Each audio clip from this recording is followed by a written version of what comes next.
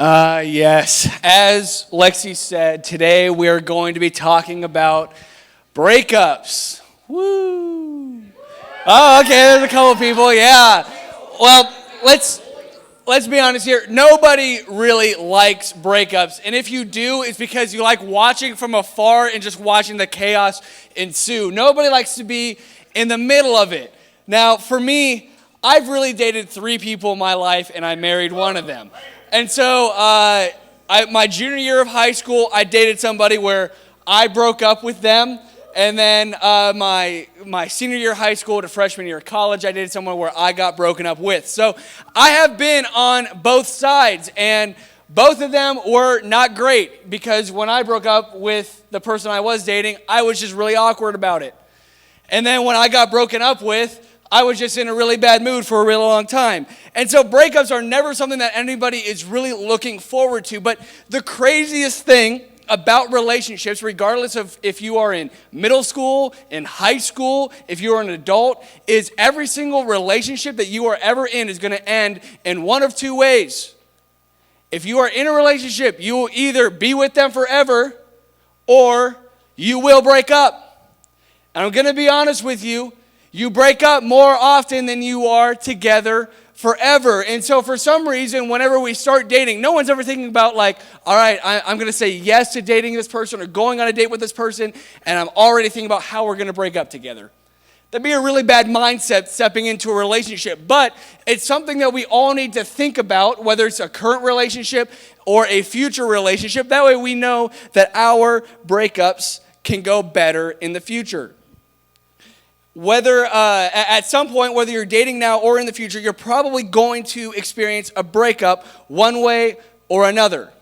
Like I said, there's only 2 real outcomes for any relationship, and so we just need to prepare our hearts, prepare our minds for when these things happen. Now, obviously, nobody is just sitting here and thinking, all right, this is the best conversation ever. Talking about breakups is like talking about getting a tooth pulled. Nobody ever wants to talk about it, but they happen anyways. And I think the reason why people hate them so much is because there are so many different ways for a breakup to go poorly. There's the sending a not-so-subtle text message. That's really awkward. When if you send out a text message to break up with somebody who you've been dating for a whatever period of time that may be, and you're in high school, I'm going to be honest, I might lose a little bit of respect for you. You should care about the other person enough to go have a face-to-face conversation about this. If you're going to break up with somebody over the phone, guess what? You're not ready to date them in the first place. Don't break up with somebody from a text message. Number 2 might be worse than number 1, ghosting. That happens, doesn't it? Now, I feel like ghosting happens more like we're not really dating. We haven't really put like a definition behind it. But it's something that's really popular where it's like we've been talking for a couple weeks and all of a sudden we didn't talk anymore. Ghosting is something that's a lot more common now. Now we have a word for it of ghosting, and it's just it's avoiding all communication at all possible ways with the person that you were talking to. How about it's complicated breakup? The one where you're like, are they together or are they not together? Like it goes back and forth almost every other day where they're dating and they're not dating and they're dating and they're not dating. If you're in the middle of it's complicated relationship where they're dating or not dating, guess what? You probably just shouldn't be dating. Because at that point, if you can't decide what to do, then you might as well decide not to. And the last one, which is kind of the one that I think people who are not a part of it enjoy to watch a little bit more, is the public war. The one where it kind of happens over maybe social media. It happens at school where you see people arguing or you see people getting mad at each other. And it's almost like, I kind of want to eat some popcorn and watch in the background. Let me go through the comments real quick or something like that. Sometimes those can be a little entertaining. But these are all bad ways to break up. Now, for most people, they would say there's really no good way to break up. You got to just sometimes rip off the Band-Aid and just do it. But there's 2 things that are true about every breakup. All breakups are tough, and some are worse than others.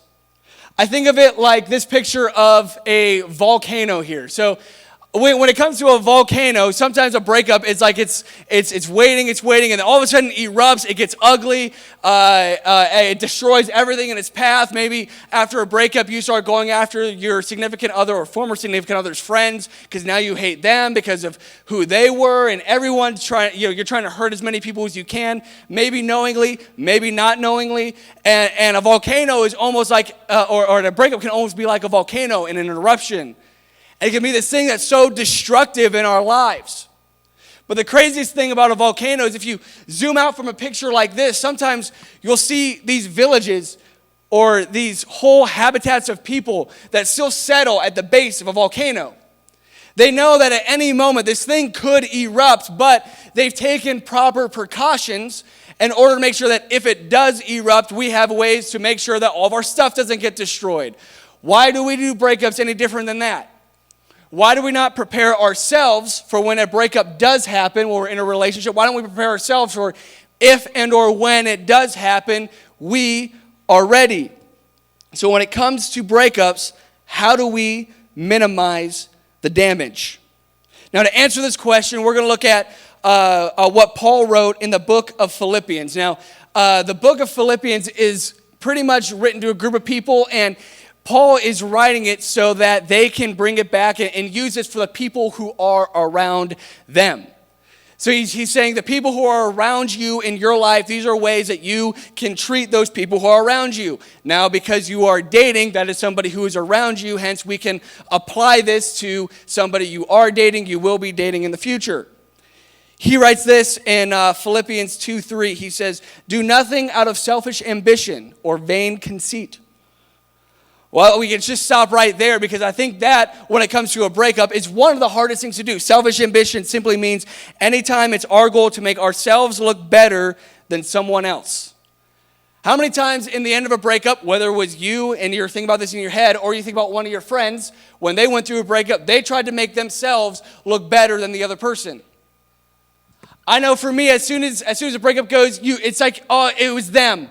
It was all them. They were the bad guy in the relationship. They weren't putting the time that they needed to. And I was doing everything I could, and ultimately the relationship just died. I was really good, and they were really bad. That's really common for us to say, you know what? I want to come out on top of this. I want to be the one that's looked good on, and I want them to be the person who is blamed for this breakup and why this relationship didn't work. It's our own selfish ambition. Now, this can kind of appear in many different ways.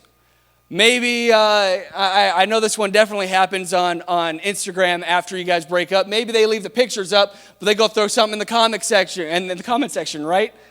They insult the person who they were with in some way. Maybe the friends go to the comment section, they insult them. Maybe they tell everyone who will listen how bad that person was. Maybe they pretend that they are totally fine and that they never actually even had feelings for the person. And that one hurts. When you guys break up after a relationship and they're like, yeah, I'm totally fine. I didn't like them that much anyways. Maybe it's they try to spread lies or tell the secrets that you or somebody else had told them in the past. And so they try to share the things that they weren't supposed to share in the first place. These are all ways that we choose our own selfish ambitions over other people. Now, chances are, if any of these are the case, that selfish ambition is playing a part in the lives of whoever is going through this breakup. If you've seen any of these, somebody is choosing to be selfish.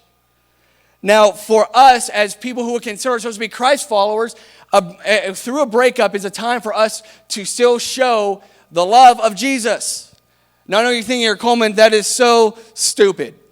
That sounds like the worst thing ever. Like the last thing I want to do is break up with somebody and show that I still care about them, right? Well, let's see what Paul says. He says, so do nothing out of selfish ambition or vain conceit, so that's the same thing, and rather in humility value others above yourselves, not looking to your own interest, but each of you to the interests of others. Okay, so not only am I not supposed to be selfish, I'm supposed to look at what they need, even though they broke up with me. They hurt me. They did that to me, and yet I still have to look after what they want. I think the last thing we want to do when we get broken up with is to go and see what they need. Sometimes when you do the breaking up, you're like, if they need something, I'll still be there. But when you get broken up with, so much of the time we're like, no, they are the bad guy. I'm the good guy. This is their fault. Just because a relationship isn't working out now doesn't change the fact that they're a valuable human being. Just because you guys dated at one point, and at one point you had feelings for each other, and those feelings went away, and you guys broke up, it does not take the value of that person away. So much of the time, we treat them like they have no value. It's important to note that this doesn't mean a breakup shouldn't happen. That you shouldn't break up with somebody because you want them to still feel valued. Sometimes the healthiest thing to do is get out of a relationship that isn't great for you. We understand that there are going to be times in which a breakup just has to happen. You need to get out of that relationship. It's not healthy for you. Sometimes it's the best step to take. But it does not mean you make that person look bad. Now, how can we actually show the love of Jesus through a breakup? Because it almost seems like it doesn't really make sense. Because Paul goes on and says, in your relationships with one another, have the same mindset as Christ Jesus. Okay, so what is that mindset? There's a couple things that Jesus did. Jesus never forgot who he was. Jesus, through all of his ministry, through everything that he ever went through, he never forgot who he was and how he was valued by God. Jesus was 100% man and 100% God all at the same time. Jesus could have come down as this king, but instead came down as a servant, but he never forgot who he was. He never lost his value at any point. He knew who he was, and he lived by that. He never forgot who he was and followed Jesus' example in the way that he treated others. Jesus always treated other people with respect, regardless of what they ever did to him. One of his 12 best friends turned him in so that he could be killed, and Jesus never spoke against him. Jesus still had love for him. He always respected others no matter what, yet when we go through a breakup, we disrespect them right away. We have to treat people the way that Jesus originally treated people. I think one of the hardest things when it comes to a breakup is remembering that a breakup doesn't have to break you. A breakup doesn't have to break you. So much of the time when we go through a breakup, it's almost like we become a different person, especially when it's been a relationship that we thought we had a future in. Maybe you thought that one day we would grow old together, you get married, you have kids. Maybe it's one of those that you thought this was the one that we're talking about. I thought I had them, but they broke up with me. And now you're left feeling broken. But a breakup doesn't have to break you. If there are two things to take away when you are going through a breakup, whether it's now or in the future, I want you to take these two things away. Decide that you are going to treat the other person with dignity. Decide that, you know what, even before you're in the relationship, that if this ends in a way that I don't want it to, or right now I don't foresee it ending in, I'm going to still treat them with dignity. I'm still going to respect them. I'm still going to have some sort of love for them. I'm not going to turn to social media and start hitting some subtweets out there. I'm not going to go around to my friends and say why they were bad. Instead, I'm going to say, you know what, I wasn't what they were looking for, and I hope one day they find it. If you can memorize that phrase and just use it every single time anybody ever talks about somebody that you break up with or you get broken up by, and you just say, I wasn't what they were looking for, I hope one day that they find it, that's going to be perfect. That is treating them with respect and telling the truth.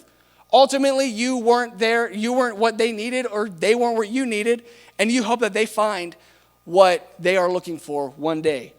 Decide that you'll treat them with dignity. And lastly, maybe the hardest one is decide you'll treat you with dignity. Sometimes when you get broken up with, you start looking at yourself. What did I do wrong? What didn't I say? What didn't I do? If I just would have done that one thing, maybe this would have been all fixed. Maybe everything would have been good. Maybe if I was just a different person, if I just changed who I was, maybe they would love me again. But guys, treat yourself with respect. Be yourself. Don't change who you are because somebody else decided that they weren't what you were looking for. Be yourself. Love yourself. Treat yourself with dignity. If you decide that regardless of how this coming relationship or current relationship ends, that you will always have dignity for yourself, if a breakup happens, it is going to be so much healthier than would it be if you're just going to expect that it happens. Now guys, none of these kinds of decisions, they don't come naturally. If you go through a breakup, you are not naturally going to show them dignity. You're not naturally going to respect them. You're probably also not going to show yourself dignity naturally. Our natural thing is to turn and decide what we can do better and how we can improve. Or it's to tell how they could do better or how they could improve. But if you are intentional with those two things in your life, that you are going to show them dignity, you're going to show yourself dignity. If you tell yourself that you are going to do that when a breakup occurs, then our breakups are going to be healthier in the future. I know that in this room, some of you guys have already been hurt by a breakup. Some of you guys right now might be sitting here and thinking, wow, he is calling me out by name, it feels like. But truly, I'm telling you guys, this is something that you're going to experience. And if you haven't already, it's going to happen in the future. And I guarantee you a lot of you have faced this already. And they hurt. And they suck. And you're going to have to call your friends over to come hang out. Because you're going to be going through it. But treat yourself with dignity through it. Treat others with dignity through it. And that way, a breakup doesn't break who you are. Now, as we get ready to go to our small groups, obviously, like every single conversation, this is kind of a different one. This is one that, like this whole series, is a little more awkward. You got to share a little bit more about your life. And I hope that you guys feel like in your groups that you have a place where you can share what your past experiences are, maybe what you're currently experiencing. But my hope and my prayer for you is that we can all figure out how to do relationships healthier in all aspects, including breakups. Pray with me. Dear Heavenly Father, I pray for our students tonight that as we talk about breakups, that they would feel comfortable sharing their past experiences and maybe what they are even currently going through. I pray that in the future we're able to show other people dignity. We're also able to give dignity to ourselves as we go through these, that we would not change who we are because of the thoughts of anybody else. In Jesus' name we pray, amen. I've yet to sign up. I challenge you to sign up tonight. It's going to be an awesome weekend starting out on Friday and also trivia night. If we can get some help for trivia night, sign up in the link in our bio.